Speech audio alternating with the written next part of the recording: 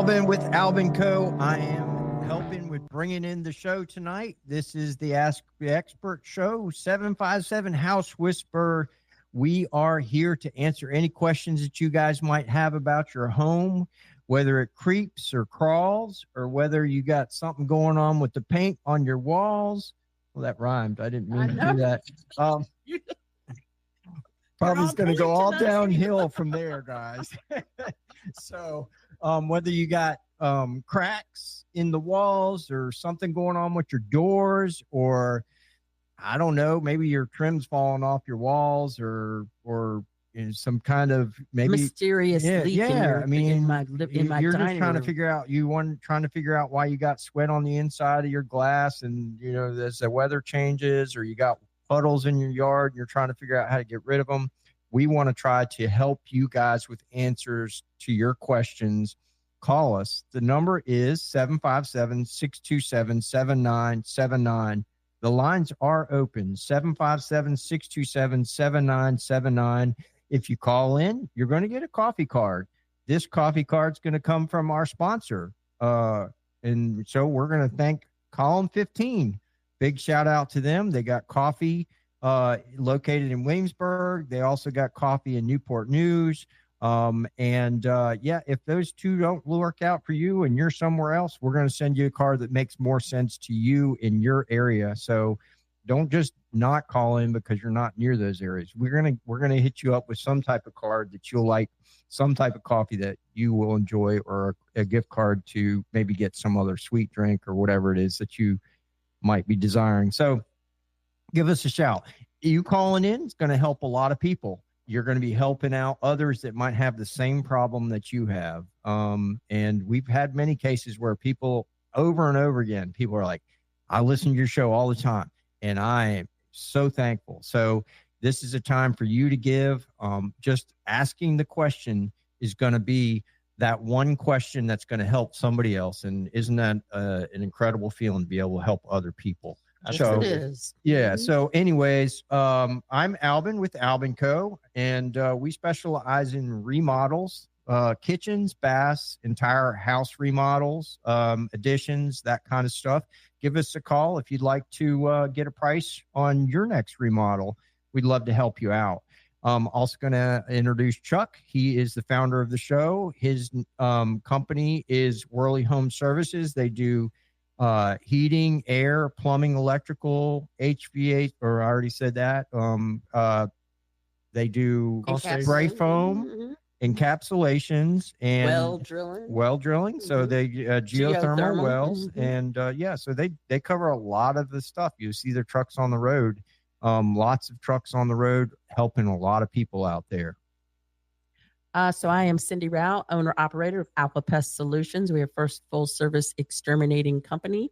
We do termite treatments, fungus treatments, powder post beetles. We do inspections when people are buying and selling their homes, understructure repairs, moisture barriers. If it creeps or crawls, I can come get it for you. And I can tell you this, I'm the only woman you know with a license to kill. She also takes great pictures of snakes. She sent some last week, and that was a hot topic for us, about the, the pygmy, or not pygmies, but that was it's copperhead. They're hatching out. Yeah. And they'll have a green tip at the end of their tail. And they are actually more venomous than the adults because they have not yet learned to control that venom. So they're going to bite in, and they're going to release everything they got. And so if you get bitten by one of those, you better carry yourself pretty quickly to the nearest ER for your anti-venom if they have it. Jack? Yeah, my name's Jack Keller with Legacy Painting. We're located right here in Yorktown, Virginia, and service from about New Kent all the way down to the Virginia state line. We do painting, so interior painting, exterior painting, as well as a ton of deck staining, fence staining, and drywall repair. So stress cracks, wallpaper removal we do a lot of as well. So look, if you have some old wallpaper that's been in the house for a long time, looking to get rid of it, that's a job. Yep, it is. It can be a very time consuming job, but having somebody that has experience doing it and having a good drywall finisher is a key to having sometimes it not even the experience. You just don't want to do the job, right? It's time consuming, it's tedious. Well, once you get it off, then what do you do with it? That's the thing. So having a good Call a bunch of kids over, let them over the walls Right. and blast with that.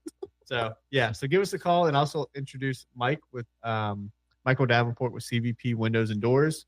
They're a local manufacturer of their windows and doors, so they do all things exterior windows and doors. They're great. They have a facility over in Newport News. You can go out, check out, do a walkthrough with Mike himself, and they're just really, really great people.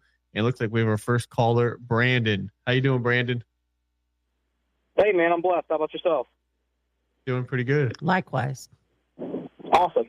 Well, hey, I actually called you guys last week, and I wasn't able to.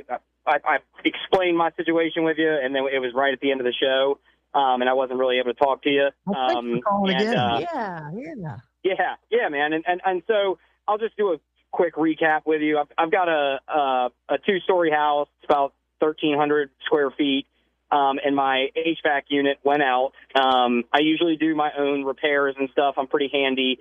But the heat exchanger, the last guy showed me that the heat exchanger this time is like, it's got some rust in it. And he said it's really dangerous to try and replace it yourself or do the warranty. It just wasn't worth it. So I've gotten a few quotes from a few different people, and it's kind of just been all over the place price-wise, and then also with the type of units. And I kind of just wanted to tell you what I have and just what your recommendation would be for the type of house that I have, if that's possible. Yeah, well, I mean, Chuck is not here tonight, but we will do our darndest. What city are you located in? Norfolk, Virginia. Okay.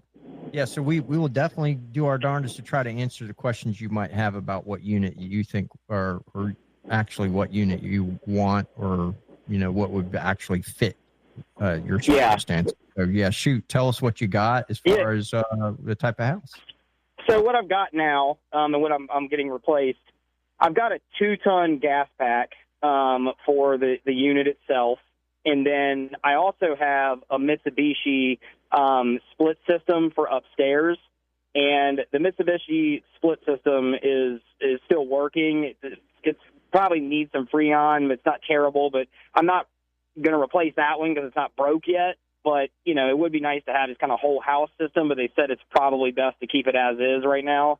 So basically what I'm trying to figure out is that the 2-ton gas pack, the kinds of units that have been recommended, one was an American Standard, the other one was a Goodman, and the other one I think was like a Veer or a Steer or a Lear or something like that. But the one that was the most expensive or whatever, it still has the micro channel, I think it's called, or micro coil or something, and that's what I had before, and that's the thing that leaked. That's the reason I'm having to get it done now. And so one of the companies was saying that don't get that kind, and the other was saying they're fine, they're up to date now, and just kind of wanted your opinion, what you feel like the best type of systems are, and what you'd recommend in regards to product or whatever. Manufacturer, I'm sorry. How old is your house? It is from 1942. All right. So here's my thoughts about what you have. Is one, I'm pretty sold on mini splits. I don't know when you said your Mitsubishi split system, if that's what you have. You have a mini split? Yeah, upstairs. Okay. Yeah, the upstairs is Cape Cod, and so upstairs is the mini split. So those units are fantastic, and when the budget allows for it, and individuals in the house don't mind seeing them on the wall, because usually I say that's probably the biggest thing is they don't want to see it on the wall. Now they do have ceiling cassettes now. They have floor cassettes where you're not going to see them. The wonderful thing about those things, they're just so efficient. And the other part that I like about them is you don't have ductwork. You don't have to worry about the potential of leaky ductwork. You don't have to worry about ductwork in the attic getting hot or ductwork in the crawl space getting wet. So you're eliminating something that could actually bring rodents into your house. I can't tell you how many times I've gone under a house to do an inspection or, maybe doing some structural work, and I come out of there and tell the homeowner, say, hey, you're air conditioning the crawl space because there's this big old hole in the trunk line. Or hey, your duct work or has a hole in it and you're sucking cold, moist air into your entire unit. So I guess the first defense is you can have the best unit in the world in your house, but if you have a leaky house, it's not going to perform well. So if you've got drafty windows, you've got holes in the floor, and you said 1940s house, I'm thinking you want to seal that sucker up. Yep. And your units will run actually more efficient if you have less holes. I kind of look at it this way. When you put a jacket on in the winter, it's not going to do any good if you don't zip it up. You've got to zip it up. You don't want to have air leaks in your jacket when you're wearing it if you want to stay warm. So likewise, anyways, so American Standard's a great unit. I would say a heat pump unit would be great if you're wanting like ultra efficient, but if you're wanting that immediate heat in the winter where your unit will actually catch up quickly, a backup unit or a gas package unit would be wonderful. Do you like to adjust your thermostats through are you one of those that like to dial it down at night and then dial it up in the morning, or do you just kind of leave it? Well, I'm not, but my wife sitting next to me is. She tends to play with it more than I do. Well, I mean, we need to talk to the real boss then. Yes. So yeah. Or otherwise, you need to keep her warmer when she scolds. Yeah. So look, no, really, that's a good point. That's the point where I'm trying to go with is if you do mess with the thermostat and you're like, hey, let's dial it down at night and put more blankets on, then I would say gas package is going to be your best bet because the recovery time is a lot faster with gas. Now, most of the newer units are variable speed, or they don't even call them variables. Yeah, they're no longer 2 speeds. They're variable, I think they call it. And they can actually learn your habits and start ramping up at the correct times. If you're open to that kind of Google stuff. Nest.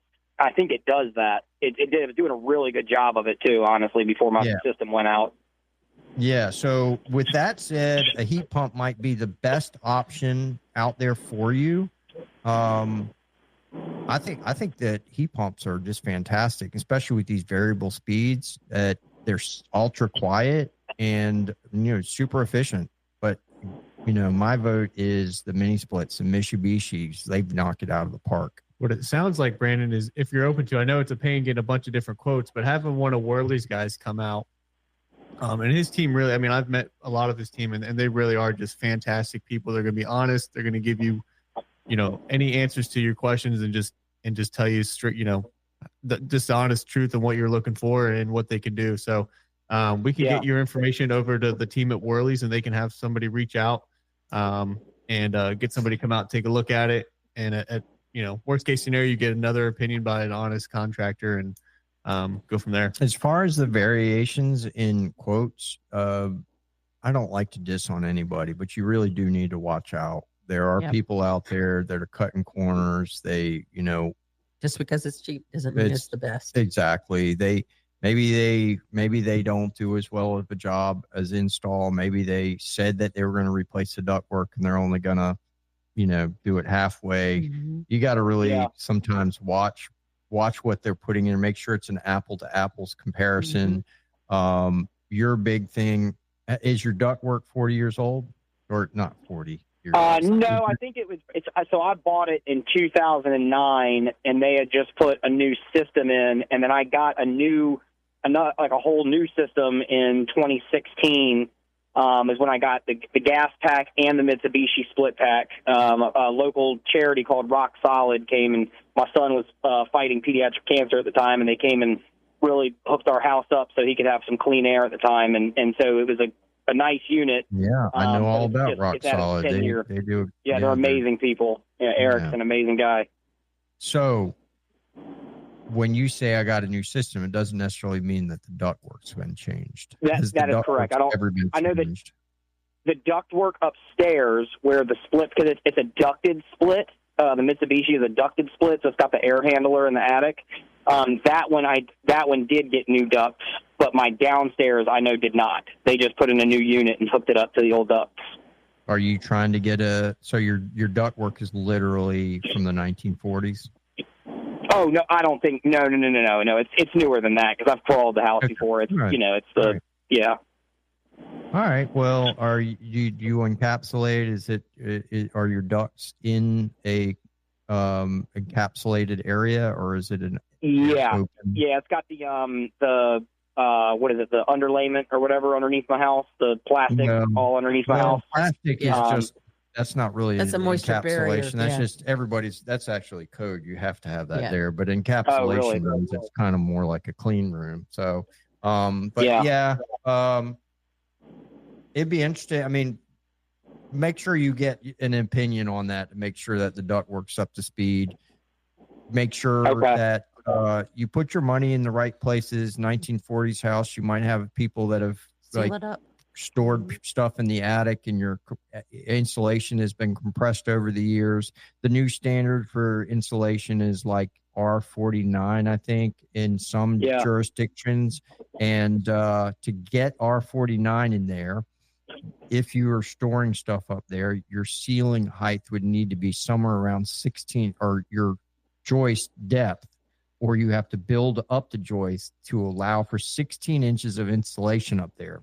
Wow. So if you're laying stuff on your ceiling, you got plywood up there, it could be 6 to 8 inches. You definitely don't have R49. I doubt you have R39, which was the old standard. And you're probably sealing the house up and insulation in the attic, making sure the ductwork is not laying on the insulation. It should be properly tied up. All those little things that you can do as a DIYer go a very long way. Yeah, luckily the ducting in the upstairs is in a knee wall, and then the it's like a Cape Cod, so it's kind of, the upstairs is a converted attic. And so I personally put new insulation in probably about like 10 years ago over top of the old stuff. Not like it was like blown in insulation, and I put some stuff over top of it.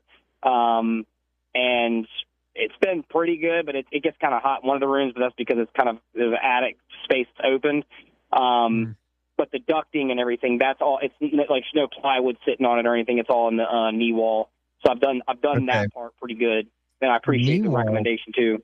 The knee walls are a really crazy thing. So if you have a knee wall and it's heating up in that knee wall area, and the insulation stops at the knee wall and doesn't go into the ceiling, you're going to have a huge air leak there. When I built my house, so if you don't have any, if you've been back there, the best thing to do is pull that insulation back, get you some rigid foam insulation, cut it, put it between the joists, take some spray foam, the little Great Stuff bottles, spray around that, seal it off well, because you get all this heat that goes underneath there, and that's where you get a lot of your heat.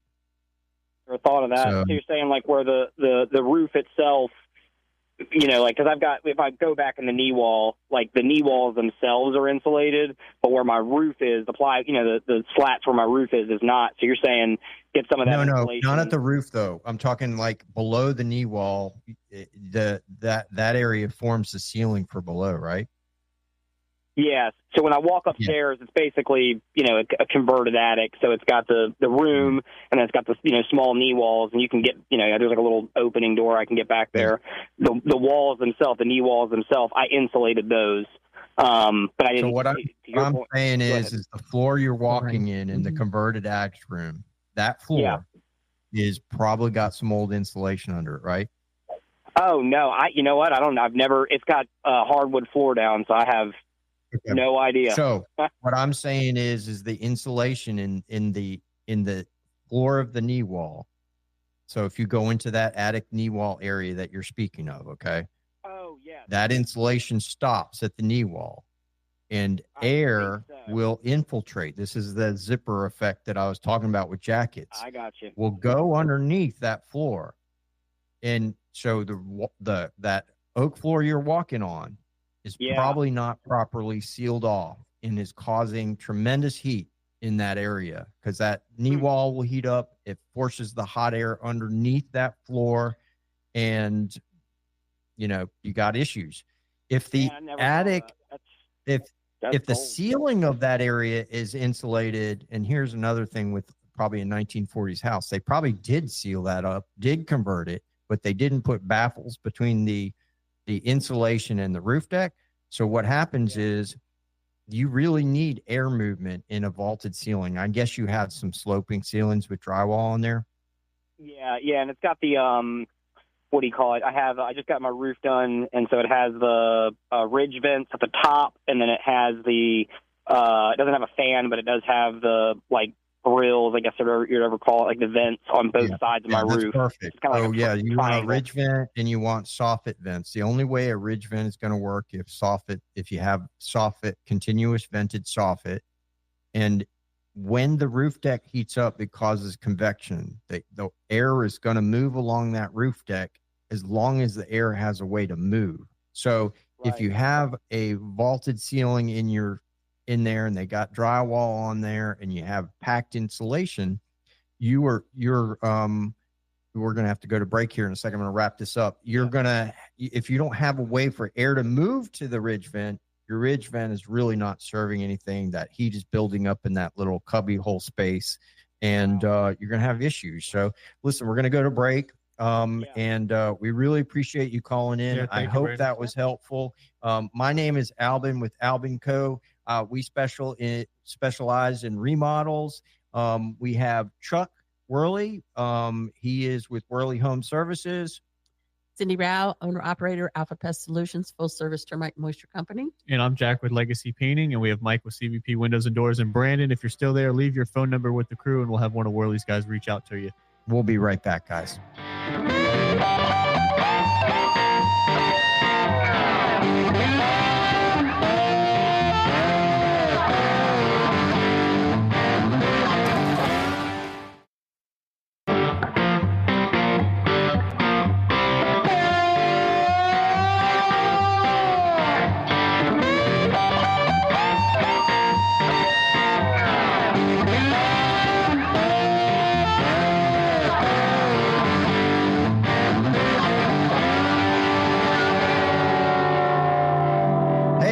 Is Albin with Albin Co. I'm bringing in the show tonight. We just getting back from a break. Had a great conversation with a guy that is doing some shopping on an air conditioning unit, and we're going to get back to that in a second. But we want to make sure the lines are open. Call now, and the number is 757-627-7979. If you don't want to talk to us over the air, you can give us a call at 757-955-9415, or you can text to that number. Also, you can listen on Facebook, or you can also go to YouTube, or you can go straight to 757housewhisperer.com. My name is Albin with Albin Co. We specialize in remodels, kitchens, baths. We're doing a lot of bathrooms right now and kitchens, and we'd love to do yours. And so I also like to bring in Chuck Worley. He is the founder of the show, and the 757housewhisperer.com, and he's also the proud owner of Worley Home Services, doing HVAC, electrical, plumbing, crawl space encapsulation, insulation, and also geothermal wells. They are on the road all over the place. They will help you in so many ways, and they're a great connection for you guys to have. Just put their number on the fridge and you'd be good to go. So Cindy? I'm Cindy Rao, owner operator of Alpha Pest Solutions. If it creeps or crawls, give me a call.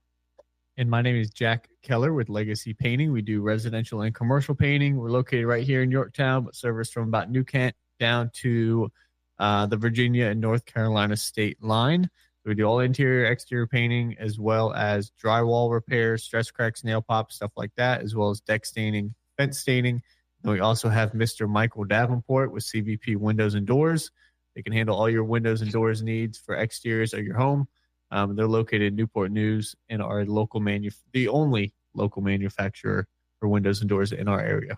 So we were we were just talking about AC units. We can stay on that a little longer, I thought. And I think it's really important for people to understand that the unit that we recommend might be slightly different for each and every homeowner, because really you want to make sure that the system fits your needs, and not just your needs, your spouse's needs. So all of those needs can be very different. I know for me, we don't touch our dial. We just kind of leave it alone. But there's other people that want to kind of lower it down at night and then raise it at when they first get up, or maybe they just leave it all the way down as low as they can get it. I don't know, but everybody's going to be different. Some people are like, the air's feeling too cold from some people like the dry heat. And, it just really just depends. But touching on some of the other things that you can do to improve your unit system is, like we said, you want to seal up all the holes in your house. You got the window open, that's why it's drafty. If you got, we did the math one time. We were talking about how many 1-inch holes in a house does it take to actually add up to one window. You seal up those things too, and you won't get creepy crawlies in your house, do you? Yeah. So that's the other thing. Creepy crawlies. How big of a hole does a snake need to have to get in? Not big. Yeah. I mean, a mouse needs the size of a dime. A rat the size of a quarter. That's not very big for a whole rat to get into your house. And if they don't fit the hole, they will definitely, they will try to make it fit. They'll make it bigger. So, even under doors like weather stripping and stuff like that. I mean, they can get up. Most doors will have a little crack at the bottom underneath of it. Correct me if I'm wrong. I think this is a great application, using a Brillo pad and some foam in the hole. The mice and rodents just do not like to eat through Brillo pads. So copper mesh works best. Copper mesh works best. Okay. It's harder for them to chew on that. It even rhymes. So you guys can remember that, right? Sure. Copper mesh works best. So anyways, it's like she made it up. Like, I'm just right here. She's ready to go to commercial. No, I'm ready. So it kind of works like that for me. So what size hole can a snake fit through? Depending upon the size, the kind of snake. But yeah, I mean, they don't need much room. So the picture I sent in last week for you guys, the copperhead, that was inside a garage. So it came up underneath a garage door. That was alive? It was alive. Yeah. Is that your pet now? Can you take it home? No. I have all these little dogs at my house, and if it bites one of my little dogs, they're done. Oh, yeah, that's not good. No, nobody's over about 10, 12 pounds. So my guys and where I live, they wouldn't make it to a vet. So what months do you see more snakes in? So this time of year right now, they're hatching out. Their babies are hatching out. So you see, an increase on that. October, it's not just spiders. Spiders are everywhere. Is it every snake that's hatching out right now? It's that I don't know, because so I'm not afraid of snakes like that. So I don't really care when they're hatching, but the ones that I do worry about are the ones that are venomous. And so I would assume that this is also going to be the time for your water moccasins or your cottonmouths that we got coming out this time of year too. And then the other type that we have here are we have a rattlesnake here too, eastern rattlesnake. So those probably are coming out. Those are the only ones I'm concerned with. That's usually through about October, and then you don't generally see them again until it starts to get warm, because they need warm weather. And so that's usually around April or so. Don't they hibernate or no? Pretty much. Okay. I mean, they become inactive. They go dormant. Yeah, they go dormant because of the cold.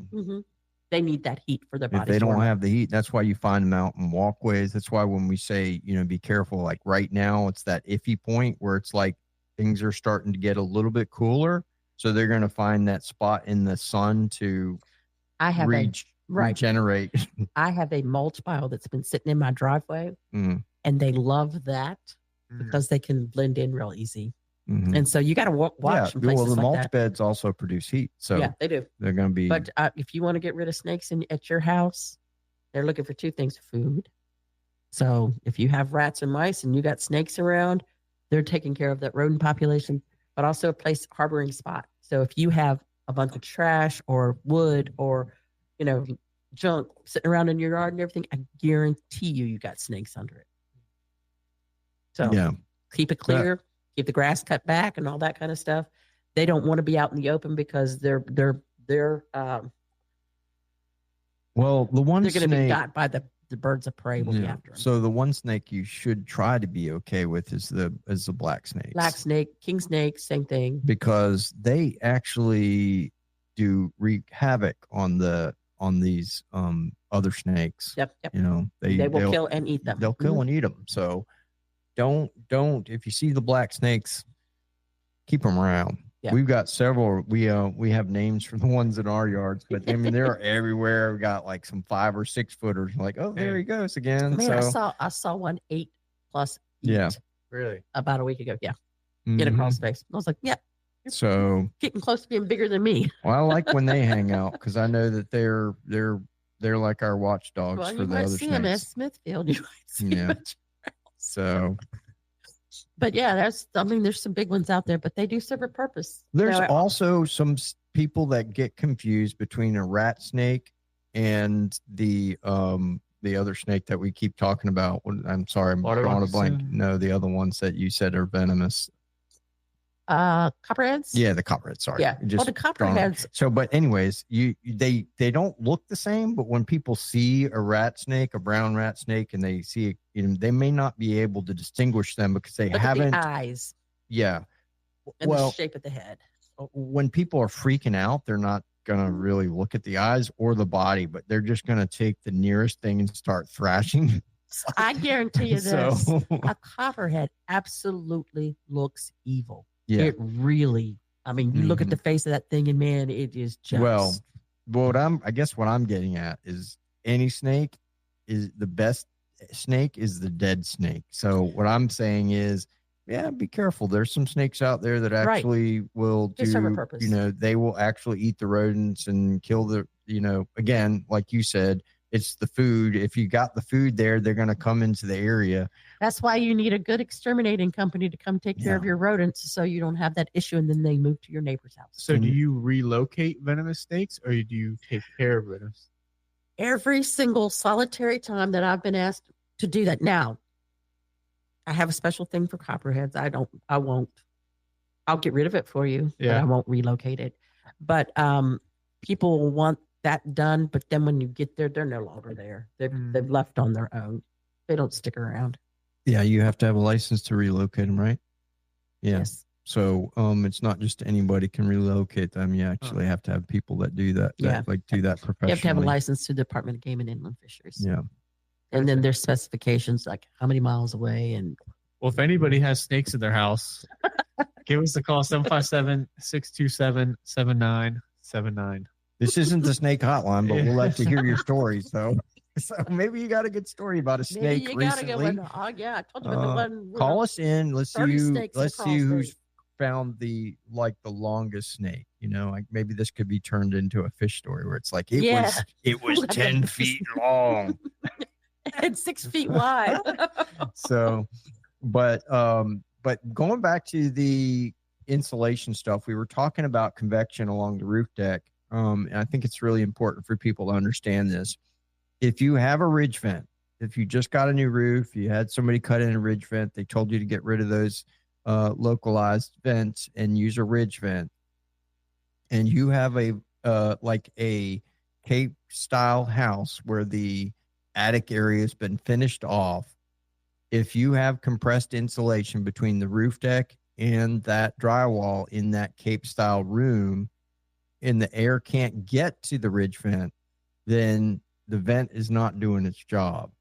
On the other hand, if you have a ridge vent and you do have a clear path to the ridge, but you don't have soffit vent, it's still not going to do the job that it could do if your ridge vent is, or should I say the soffit is actually vented correctly. You want to be able to pull in the fresh air from below, which is your soffit, and let that hotter air move to the ridge, and it almost creates like a convection. It's just basically the hot air is moving up and it's pulling the cold air in from below. I say cold, it may be maybe here in this area, cold is relative. I mean, it might, Right. Depends on who you are, isn't it's it? just not going to be 115-degree temperatures. Cause I mean, when Maybe you're 95. up against, yeah. So when when the sun is baking down on the shingles, It's even hotter. you walk on that roof, like your shoes will not last more than,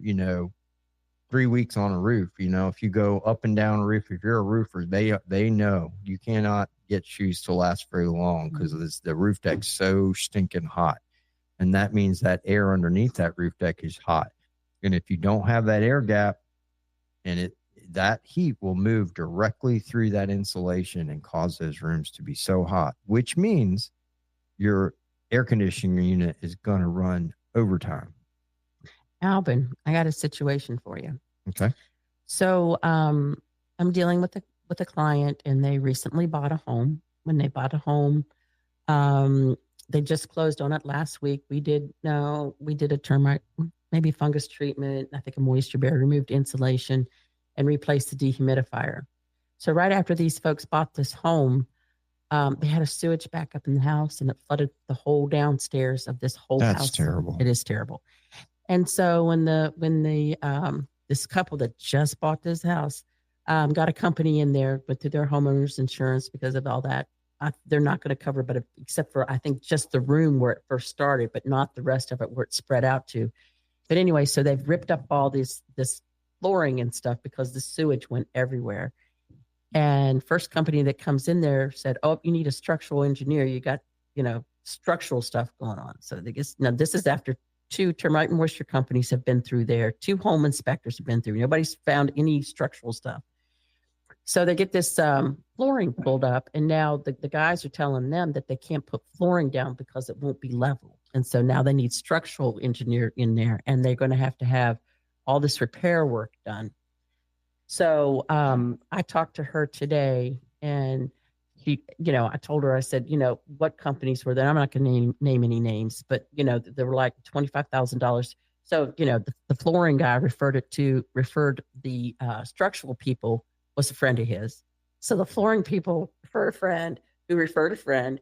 And so next thing you know, you got all these friends in there. I want $25,000. I need $20,000. All these people need all this stuff done.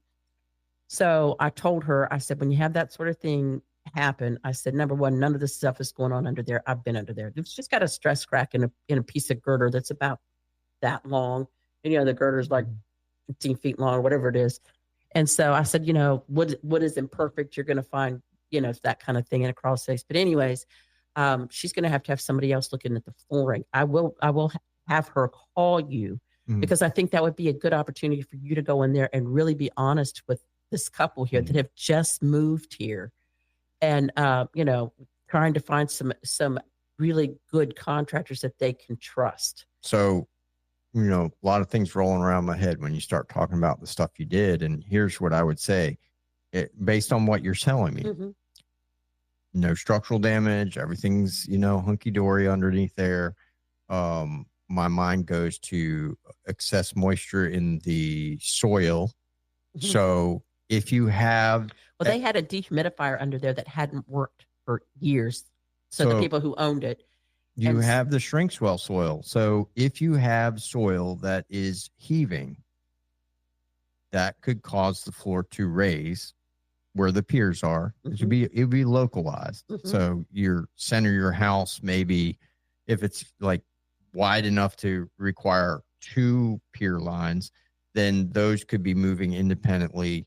You get moisture underneath there. It causes the soil to heave, which means it cannot take on any more water. If the soil is taking on water, it's growing in volume. If it's growing in volume, it's going to lift your foundation, unless you designed it to handle that, which would mean you go deeper and you would have certain circumstances, maybe grade beams, where you don't have isolated footings, but you're like all your piers are on basically a continuous footing, which is helpful. I like to use continuous footings. A lot of people say, well, you don't have to do that by code.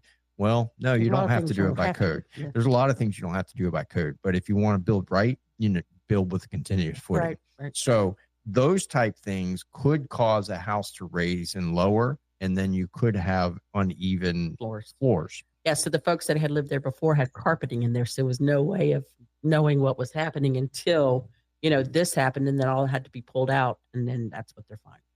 And so that's the type of thing that I would say And it's you Virginia have to Beach, watch. so it's- Watch out. Yeah, it's a lot of moisture there. Can you put flooring down on level floors? Depends on what you're trying to put down. Carpet for sure. You can do that all day long. Yeah. So Yep. It's really just depends on what the homeowner wants. If they want it dead flat, then they need to get somebody. And in we there do to have a caller. Okay, great. Mr. Tommy from Suffolk. And how you doing, Tommy? Thanks for calling. Yeah, we got just a couple minutes. Yeah, fine. What can we help you with? What kind of questions do you have for us tonight, Tommy? We have to make our place for a stove bigger, but we will have to go in and cut into our cabinets to get a slide in. What do y'all recommend? Because we hate to cut into the cabinet. But what type of countertop do you have? Is it a do you have some type of solid surface, or do you have Formica? Formica. Okay. So Formica, that's going to be most likely attached to the countertop, the cabinets, with very few locations. So you could pull that up, make a cut. You can probably get a carpenter to come in and do that. You then, if your cabinets are standard, you could actually pre-order cabinets to have them ready for you that you could actually have on the left and right that might be smaller. The problem is if you go wider on the bottom, you're going to need to go wider on the top too, because you can't have like cabinets overhanging within like, I think 27 or 30 inches from there. So you're going to have to do something with the upper cabinets, which means you actually have to order smaller cabinets. No. Maybe if you have a 30-inch cabinet up top, you can change those out to 18 or 15. We don't have to bother with the cabinets over top. We have to. It's the ones where we can slide the range in. Yeah. So on both sides. So if I understand it, you're going to go from a 30-inch range to a 48-inch range, right? No. We're going from a 29 3/4 to a 30-inch. Oh, so you're looking at an 8. Well, okay, so that's very minuscule. So I'm surprised that so that seems to me like, is it the countertop that's in the way, or is it the actual cabinet? The cabinet. Okay. So we're going to have to take your question off air. I can give you a call after we get off the air, but we're going to wrap this up, and we appreciate your call, and we will get you an answer for your situation. Thanks for calling in.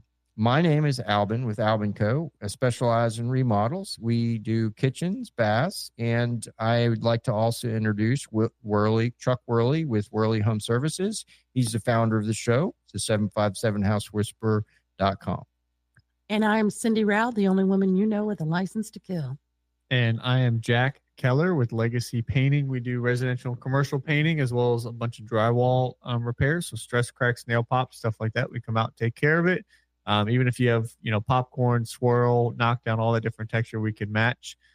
We also have Michael Davenport. With CVP windows and doors, they can handle all your exterior windows and doors needs. They are the only local manufacturer in this area for windows and doors. So if you need windows or doors or have a question about windows and doors, give Mike a call.